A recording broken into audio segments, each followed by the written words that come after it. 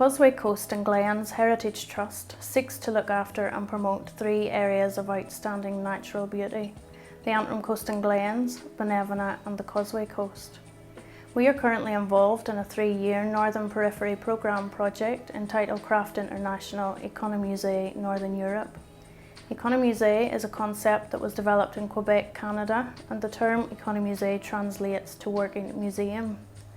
The mission of the ÉCONOMUSÉE network is to promote and keep alive the traditional craft and knowledge whilst ensuring economic growth within the rural communities.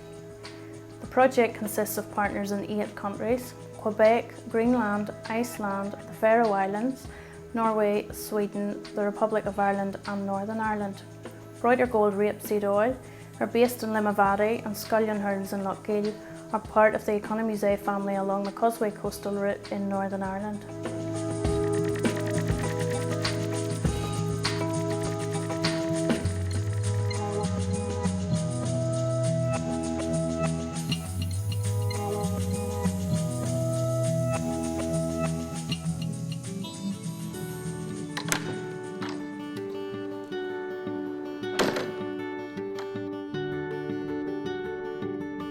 Broider Gold started off one evening in 2007 whenever I ran out of olive oil in the kitchen. Richard was pressing biodiesel at the same time, and I had asked Richard to go down to the shed and actually bring us up some of the pressed rapeseed that he had done. Rapeseed oil cooks to a higher temperature as opposed to olive oil, which goes rancid at 180 degrees. There's 10 times more omega-3 and there's half the saturated fat of olive oil. But there's also omega-6 and 9 that olive oil doesn't have.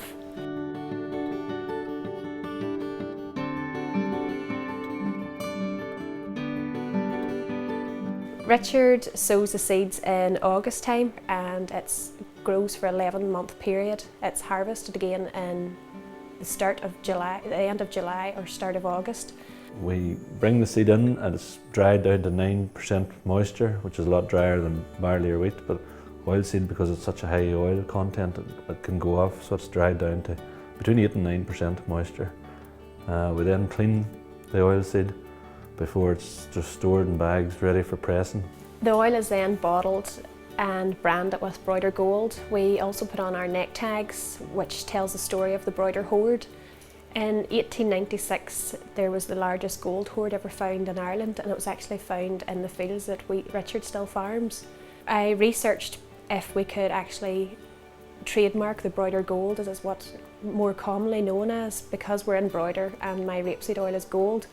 So after researching, trademarking and actually deciding whether the business was feasible or not, we launched it in 2009, and we're now supplying top chefs and restaurants in Northern Ireland, and hopefully we'll be exporting now through the ÉCONOMUSÉE. Very, very beneficial oil. It's really, really healthy. It's got rich in omega acids, 3, 6 and 9. It's also, unlike olive oil, our Broider Gold oil is able to handle a really intense heat, which makes it much more beneficial for us as chefs.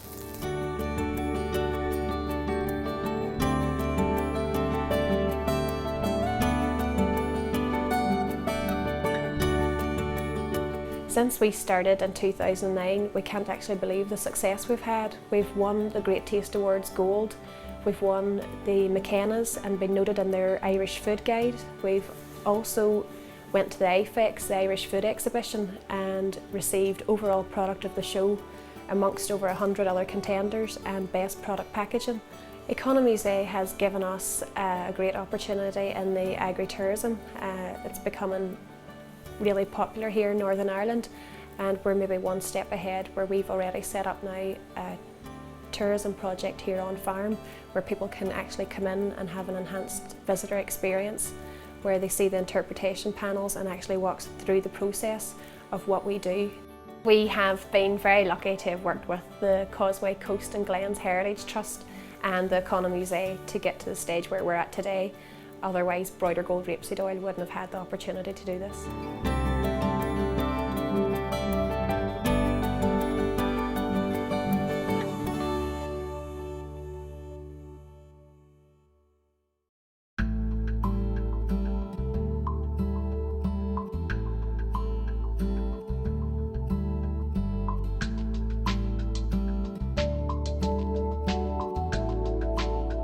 Scullion Hurls was started as a hobby by my father Joe back in the late 70s, and he started making a few hurl sticks for his teammates in the local Lochgiel Shamrocks team. And from that, he grew into a part-time business first of all, and then in the late 80s opened up a full-time workshop here, producing hurls and supplying to clubs all over Ireland.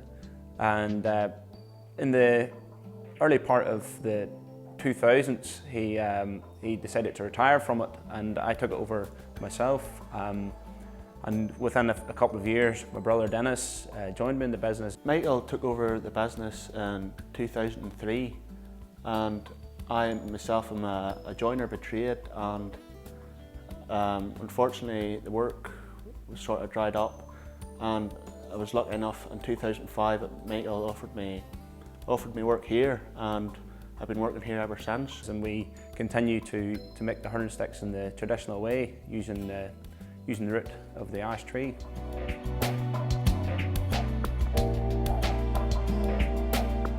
Mature ash trees that we use, probably in the region of 30 to 40 years old.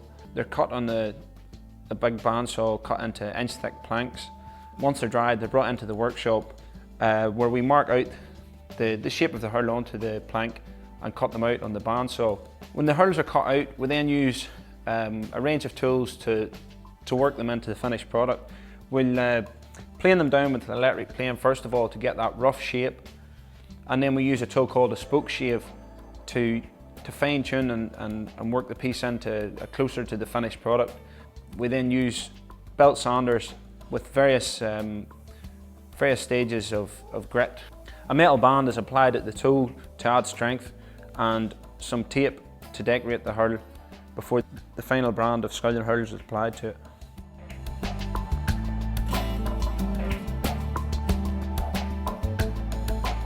ÉCONOMUSÉE has opened up a lot of opportunities for us. We're performing a traditional craft here, and it would be quite seasonal, so we have to make hay while the sun shines, as they say. So the ÉCONOMUSÉE opens up other opportunities in terms of bringing people that wouldn't normally come through our doors, like tourists who would be interested in viewing such a traditional craft here in Ireland. It's also great to be part of a network. We feel that being part of ÉCONOMUSÉE, there's a support there with other craft businesses that we have joined up with through the ÉCONOMUSÉE network, and we're able to learn from each other and support each other, and hopefully with the like of the Brighter Gold, rapeseed oil, they've recently opened as well, having them there to sort of share our knowledge of the new industry that we're stepping into, the tourism industry.